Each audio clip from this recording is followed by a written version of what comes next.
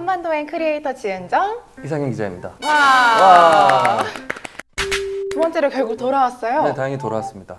대박. 살생? 그쵸. 코너 이름이 토끼자가 되었네요. 네, 그러네요. 왜 토끼자로 최종 컨펌이 났는지. 네, 일단 뭐 토끼자 의미 빠르고 쉽게 알아보자. 빨리 찍고 퇴근하자.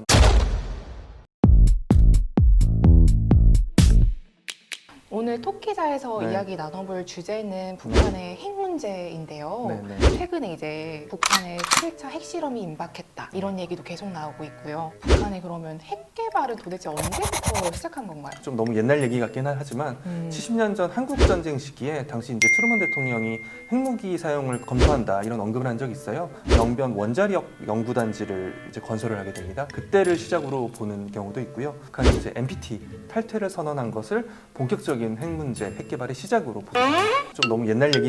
북한 핵 문제는 왜 지금까지도 해결이 안 된 건가요? 기본적으로 이제 미국, 북한의 어떤 정권 교체라던가 9.11 테러 같은 이제 그런 여러 가지 사건들에 영향을 미치고 지난 이제 트럼프 정권 시기에 안 된 것은 그 딜의 조건이 맞지 않았다. 그런 상황 속에서 북미 간의 또 기본적인 불신감 그런 것들이 영향을 크게 미친 것 같고요. 기본적인 불신감 그런 것. 북한은 도대체 이 핵 개발을 통해서 얻고자 하는 게 뭔가요? 대내 차원에서는 역시 우리가 이렇게 굉장한 걸 만들었다. 우리 잘하고 있다. 뭐 이렇게 선전하려는 측면이 있을 것 같고요.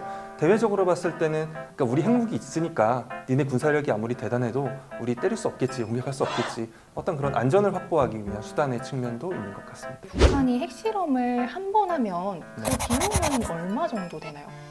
이게 좀 어려운 부분인데요. 그래요? 여러 추산이나 분석에 있을 때 한 차례 핵 관련한 미사일 발사 시험 이런 부분에는 뭐 적게는 수십억에서 규모에 따라 다르겠지만 크게는 수백억 정도의 예산이 쓰이지 않겠냐. 와우. 생각보다 저 되게 가격 듣고 가격이래.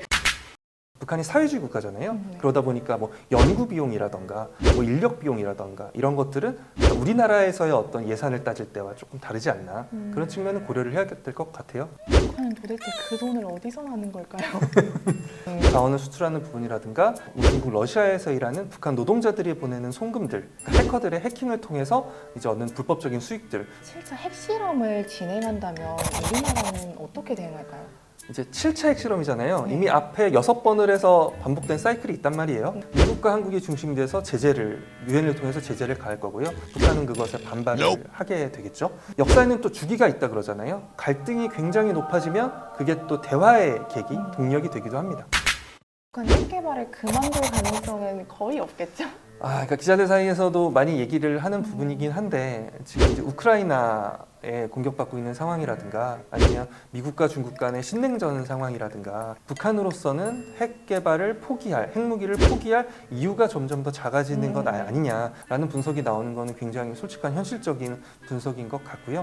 그럼에도 불구하고 북한이 어떤 무기, 그런 어떤 핵무기의 길이 아니라 어떤 평화 대화의 길로 나오도록 하는 것은 한국을 중심으로 한 또 국제사회에 또 변할 수 없는 책무이지 않을까 그런 생각이 듭니다.